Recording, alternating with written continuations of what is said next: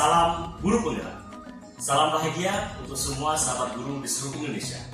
Perkenalkan, saya Rizal Masdi SPD, calon guru penggerak angkatan 11 SMP Negeri 36 Kabupaten Aceh Jaya.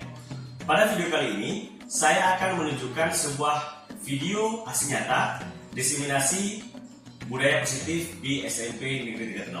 Selamat menyaksikan. Assalamualaikum warahmatullahi wabarakatuh. Waalaikumsalam warahmatullahi wabarakatuh. Alhamdulillah, alhamdulillahirrahmanirrahim. Wassalamualaikum warahmatullahi wabarakatuh. Pertama-tama, mari sama-sama kita panjatkan puji dan syukur kepada Allah Subhanahu wa taala yang telah memberikan rahmat dan hidayahnya kepada kita semua sehingga kita dapat berkumpul di ruangan yang sederhana ini. Selanjutnya, salawat dan salam marilah sama-sama kita sanjungkan kehadiran Nabi besar sallallahu alaihi wasallam yang telah membawa kita dari alam jahiliyah ke alam yang penuh dengan ilmu pengetahuan seperti yang kita rasakan saat ini. Yang pertama sekali saya hormati Ibu Kepala SMP Negeri 36, juga beserta wakil yang saya cintai Bapak Ibu guru SMP Negeri 36. Di sini saya bersama Pak Rizal Masdi merupakan salah satu calon guru penggerak, belum dikatakan guru penggerak tapi masih calon ya. Di sini seperti yang pernah saya katakan dulu waktu di PI, ini juga merupakan salah satu rangkaian tugas kami di guru penggerak dalam membuat aksi nyata. Jadi di sini kami berdiri di depan bukan sudah tahu segala-galanya, juga tidak bermaksud untuk menggurui, tetapi sama-sama kita belajar. Di hari ini kami akan mempresentasikan aksi nyata tentang diseminasi budaya positif di sekolah kita SMP Negeri 36.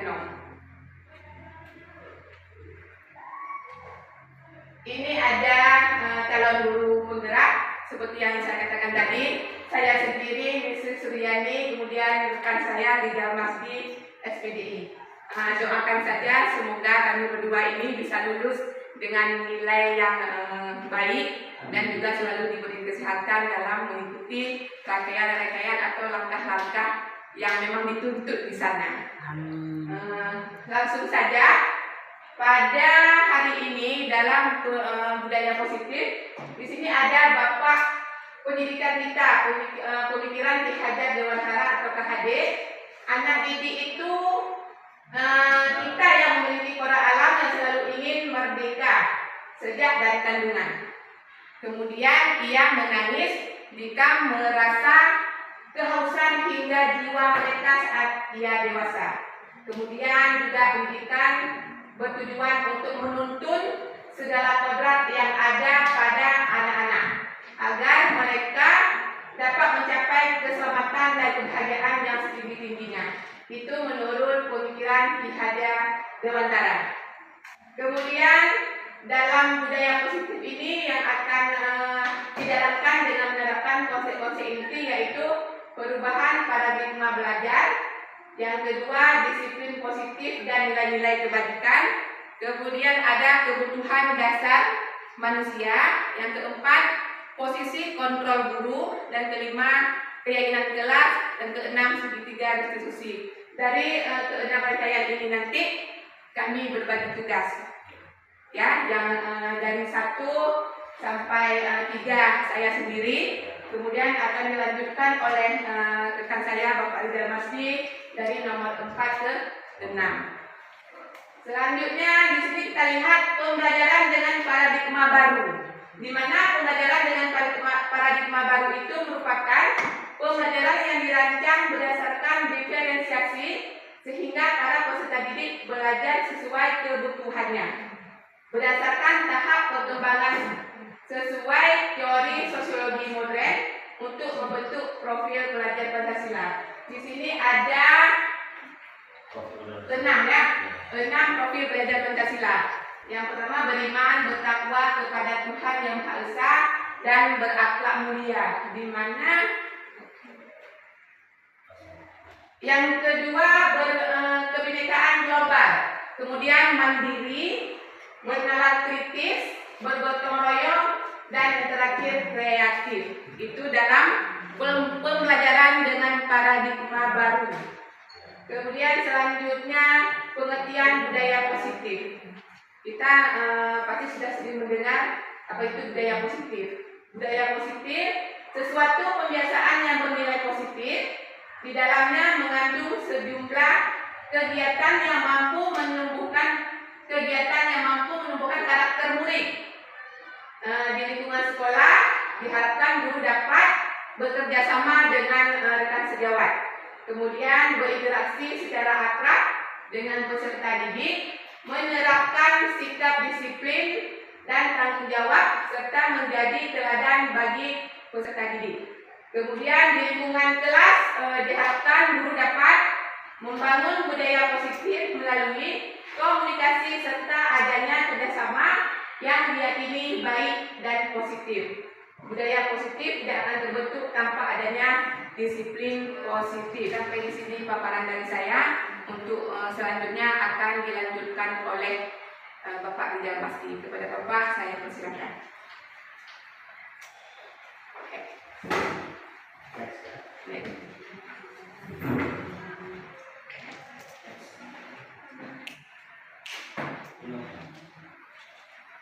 Baik, terima kasih rekan saya Bu Misri Suryani yang telah mempersilahkan saya untuk melanjutkan materi diseminasi budaya positif pada hari berbahagia ini.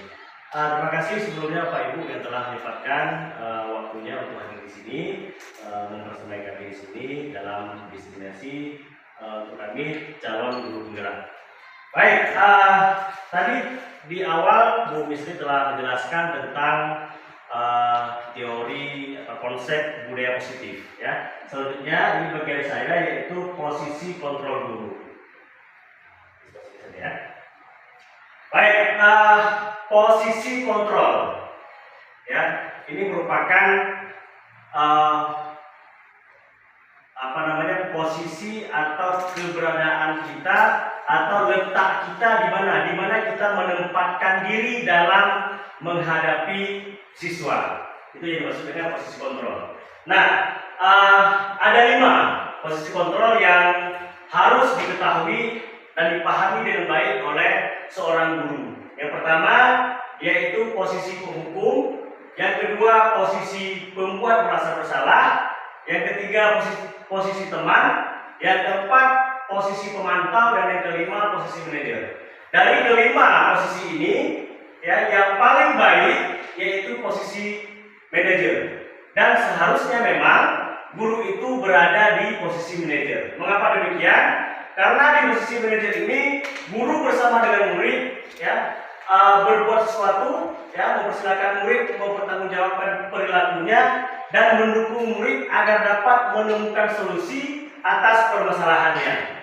Ya, posisi manajer ini mengacu pada restitusi yang dapat menjadikan murid sebagai manajer bagi dirinya sehingga tercipta identitas positif berhasil pada diri murid. Jadi posisi manajer ini bukan posisi yang menghukum murid, ya, tapi dia posisi adalah sebagai seorang manajer bagi murid. Jika murid itu melakukan kesalahan, murid itu akan menemukan solusinya sendiri. Tugas guru tersebut adalah mengarahkan si murid tersebut untuk menemukan jalan keluar atas permasalahannya. Next. Nah, yang pertama, posisi penghukum. Ya, ini tanpa kita sadari, kita semua ini pernah atau masih berada pada posisi pertama, yaitu posisi penghukum. Penghukum di sini bukan dalam arti kata memukul, ya, bukan hanya itu, tetapi menghukum secara verbal dengan kata-kata yang menjatuhkan mentalnya, itu juga posisi penghukum, ya, karena hukum itu baik fisik maupun verbal. Nah, orang-orang atau guru yang menjalankan posisi penghukum ini senantiasa mengatakan bahwa sekolah memerlukan sistem atau alat yang dapat lebih menekan murid, ya, lebih dalam lagi. Dan contoh-contoh itu seperti kata-kata patuhi aturan saya atau awas. Itu adalah tindakan verbal untuk menekan murid untuk mengikuti peraturan yang ditetapkan. Dan itu adalah posisi penghukum. Ya, dalam posisi kontrol ini posisi itu tidak dibenarkan. Nah, yang kedua, posisi guru yaitu membuat merasa bersalah. Dia tidak menghukum, tetapi mengeluarkan kalimat-kalimat yang membuat siswa itu down, ya, jatuh, dia merasa bersalah, ya, sehingga dia secara mental terganggu, ya, dia dalam dirinya itu merasa bersalah. Seperti kata-kata di sini, ibu sangat kecewa sekali dengan kamu. Nah, di situ kalau kita mengeluarkan kata seperti itu, anak-anak akan merasa bersalah, dan itu dihindari. Ya, yang ketiga, posisi teman. Secara logika kita pahami, posisi teman ini bagus, ya. Karena apa? Kita lebih dekat dengan siswa. Kita berteman dengan dia. Tetapi ada sisi negatifnya. Mengapa? Sisi negatifnya itu si anak akan merasa ketergantungan dengan kita. Kita menjadi pahlawan bagi dia. Dan cenderung dia tidak akan menghargai guru lain. Misalnya, Pak Man berteman dengan murid, ya. Misalnya dengan salah satu anak kita, Fikra misalnya. Dan si Fikra itu, ya, dia cenderung tidak akan menghargai guru lain. Karena dia apa? Menganggap Pak Man adalah pahlawannya. Kalau dia melakukan kesalahan, Pak Man yang akan membela dia. Nah, itu posisi teman. Ya. Next. Yang keempat, posisi pemantau. Nah, posisi pemantau ini biasanya kalau keseharian ini adalah yang dilakukan oleh seorang PK, ya, guru PK. Jadi memantau setiap tingkah, setiap gerak-gerik siswa. Apabila melakukan kesalahan langsung dipanggil dan langsung diingatkan peraturannya. Itu posisi pemantau. Dan yang terakhir yaitu manajer. Inilah posisi yang paling ideal bagi seorang guru. Tanpa ada hukuman, tanpa ada membuat rasa bersalah, tidak ada teman, ya, tapi dia seorang manajer. Nah, balik lagi. Jadi kelima posisi kontrol ini, kalau kita tidak sampai kepada posisi manajer, posisi teman sudah boleh, masih dibenarkan posisi teman. Karena apa?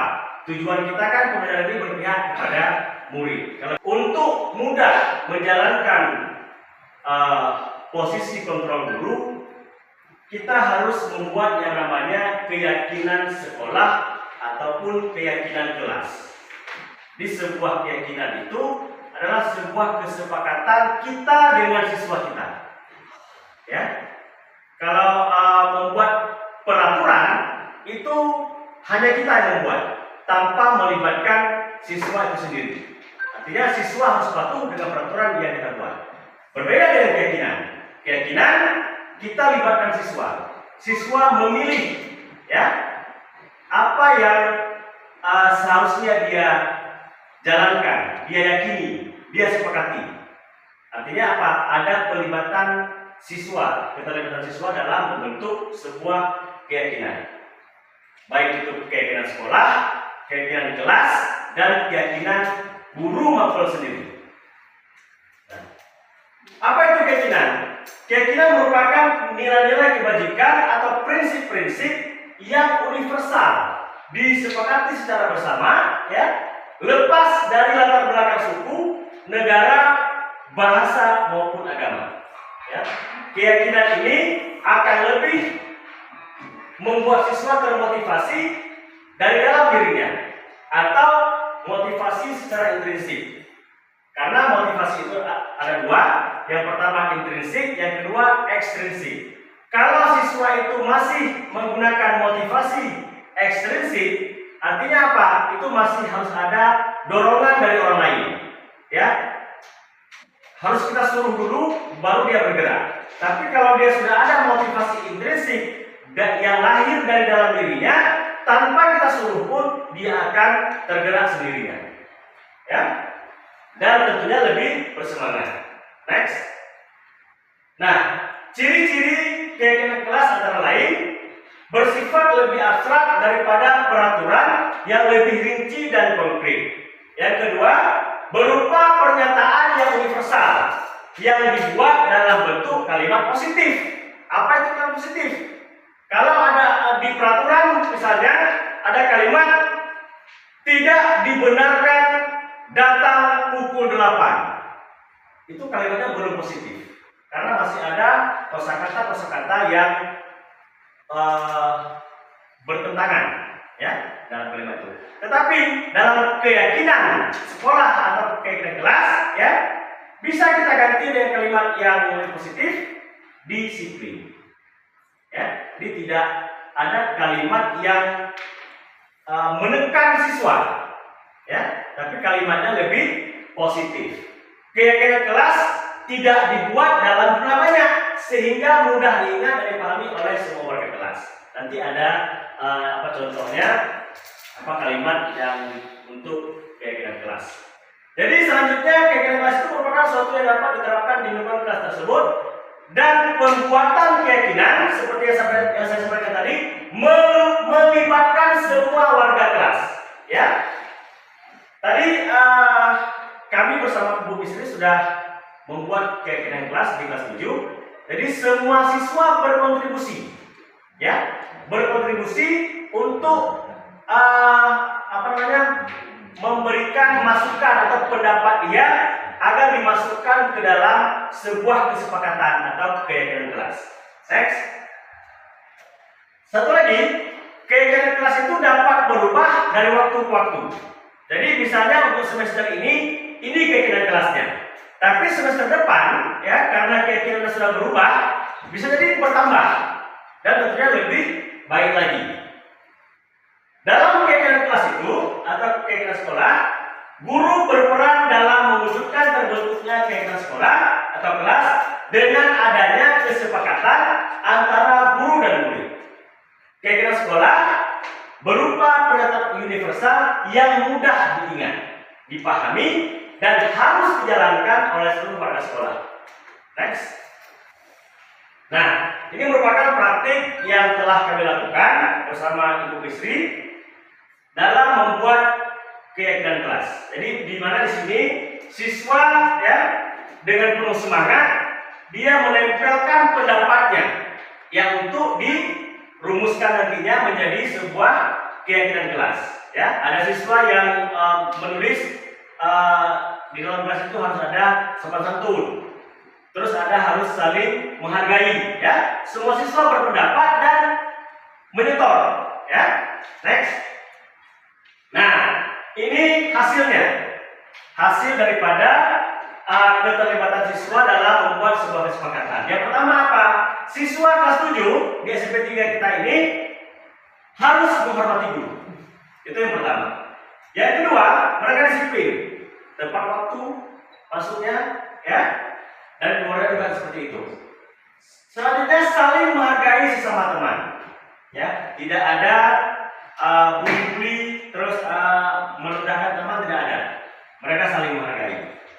Selanjutnya menjaga kebersihan diri dan lingkungan. Restitusi merupakan proses kolaboratif yang mengajarkan murid untuk mencari solusi, ya, dalam permasalahannya, yang membantu murid berpikir tentang orang seperti apa yang mereka inginkan dan bagaimana mereka harus memperlakukan orang lain. Itu menurut Kelsom Gosen dalam bukunya tahun 1996. Ya. Nah, segitiga restitusi ini dianggap mampu memecahkan masalah karena memiliki ciri-ciri sebagai berikut. Yang pertama apa? Restitusi bukan untuk menebus kesalahan, namun untuk belajar dari kesalahan. Restitusi memperbaiki hubungan. Restitusi adalah tawaran, bukan paksaan. Menuntun melihat ke dalam diri dan mencari kebutuhan dasar yang mendasari tindakan. Selanjutnya, cara yang paling baik, karakter bukan tindakan, dan fokus pada solusi. Ya, dan mengembalikan murid yang berbuat salah pada kelompoknya. Kami sudah melakukan praktik segitiga restitusi kemarin. Ada 2 kasus, ya. Dan prakteknya sudah dilakukan saat murid melakukan kesalahan. Seorang guru yang pertama sekali harus next. Yang pertama itu yang dilakukan guru adalah menstabilkan identitas. Ya, saat guru menstabilkan identitas, bukan mencari kesalahan si murid tersebut. Ya, misal ada siswa yang berkelahi, yang pertama sekali dilakukan itu adalah menstabilkan identitas, bukan dengan cara langsung mencari siapa yang salah dan siapa yang benar. Tidak seperti itu. Ya, tetapi kita stabilkan dulu, ya. Kita cairkan suasana terlebih dahulu. Yang kedua, validasi tindakan yang salah, baru kemudian kita menggali dan kita percaya, kita yakinkan siswa bahwa setiap tindakan yang dia lakukan itu mempunyai tujuan dan alasannya.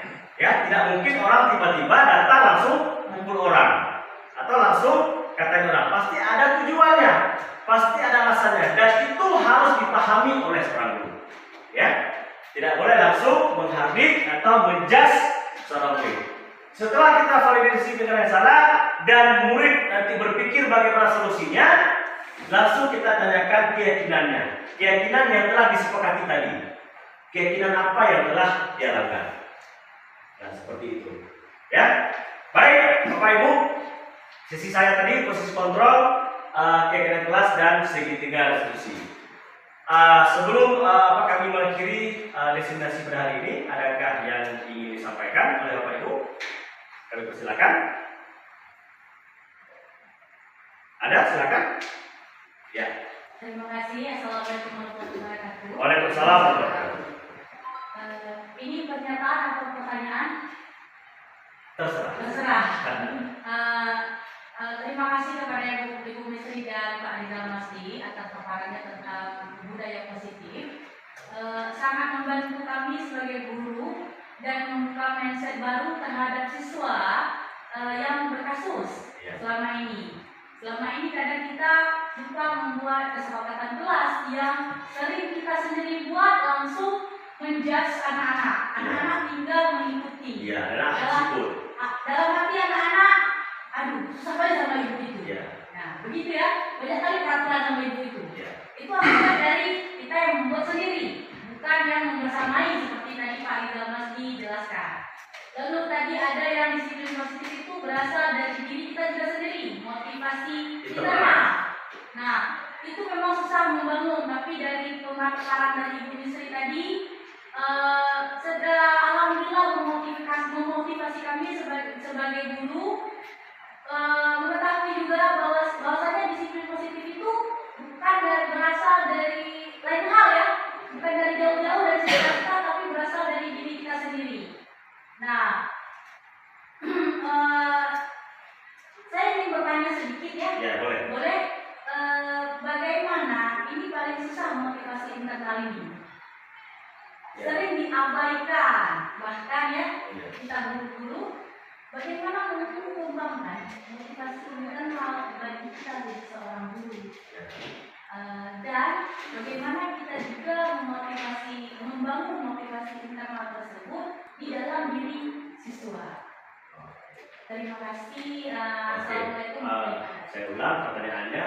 Yang pertama, motivasi internal bagi kita guru dan membangun motivasi internal itu ada bagi siswa. Iya, oke. Baik, motivasi internal diri kita dulu ya. Diri kita sendiri. Jadi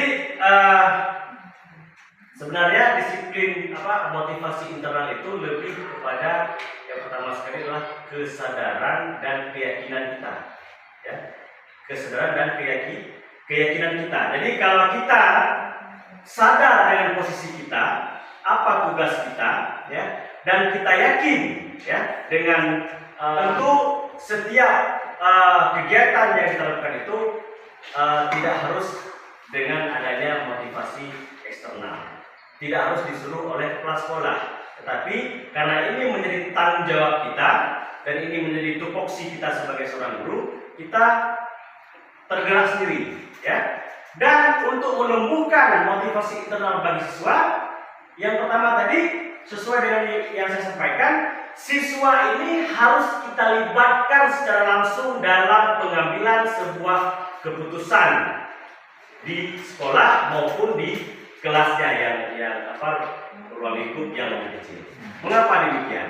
Agar dia memiliki rasa memiliki, ya, agar tumbuhnya rasa memiliki dari siswa tersebut. Sehingga apa? Kalau dia sudah merasa bebas, ya, dia menjadi siswa yang bebas tanpa tekanan, ya, setiap kegiatan itu akan tumbuh motivasi dari dalam dirinya, ya, yakin pada hal tersebut. Nah, mengapa dalam praktek selama ini siswa harus kita dorong, tidak ada keinginan dari dalam dirinya, dirinya sendiri, karena kita kurang melibatkan siswa dalam hal pengambilan keputusan. Ya. Jadi misalnya ada kegiatan seperti karnaval kemarin, ada sekolah yang langsung menentukan kamu pakai baju tentara, kamu pakai baju polisi, kamu pakai baju pelaut. Kadang siswa itu nggak mau, dalam dirinya itu berontak, tapi karena itu perintah guru, ya dia laksanakan. Tapi lain halnya dengan kita kemarin, kita lepaskan pada siswa, ya. Kita cuma memberikan ide dan mereka menyetujui, ya. Jadi adanya kita libatkan mereka sehingga kegiatan itu tumbuh dari motivasi internal mereka. Mungkin seperti itu. Ada tambahan, Bu Sri? Tambahan sedikit dari saya. Gini, semua itu harus dimulai dari diri kita sendiri. Ya. Kalau sudah dari diri kita sendiri itu sudah sempurna, sudah mantap istilahnya, ada niat, itu semua mudah dan semua akan ke hal yang lebih baik. Contoh misalnya untuk datang ke sekolah. Kalau dari diri kita sendiri sudah tepat waktu, jadi untuk memotivasi orang lain atau baik guru lain atau dari siswa itu mungkin sudah gampang. Iya, karena sudah ada teladannya. Ya. Ada sosok yang menjadi contoh bagi mereka. Ya, tapi kalau kita menerapkan peraturan 740 siswa harus datang, semua guru harus datang, tapi tidak ada contoh teladan, ya, itu nonsense, ya. Oke, baik. Ada lagi Bapak Ibu yang ingin ditanyakan atau yang ingin disampaikan terkait diseminasi budaya positif ini? Kalau tidak ada, mungkin Bu Bisri bisa mengakhiri atau sama saya langsung. Di sini juga sedikit mau ditambahkan dalam membuat kegiatan kelas tadi. Itu tidak hanya wali kelas, tapi juga bisa dari masing-masing dasuri. Ya, boleh bermaupun. Misalnya kayak saya IPA, itu boleh dalam jalan IPA itu kita buat. Jadi selama nanti masuk ke pelajaran IPA, kita ada satu kesepakatan bagi dengan kelas kita masing-masing. Contoh, mungkin di dalam pelajaran saya bisa saya buat buku dalam buku PR dengan buku catatan tidak boleh disatukan. Jadi harus asing-asing itu juga boleh. Tidak hanya mesti wali kelas. Seperti itu. Mungkin dari kami, saya Bu Susiani dan rekan saya Fajar, hanya sekian yang bisa kami sampaikan pada hari ini. Semoga bermanfaat untuk kita semua. Assalamualaikum warahmatullahi wabarakatuh. Waalaikumsalam.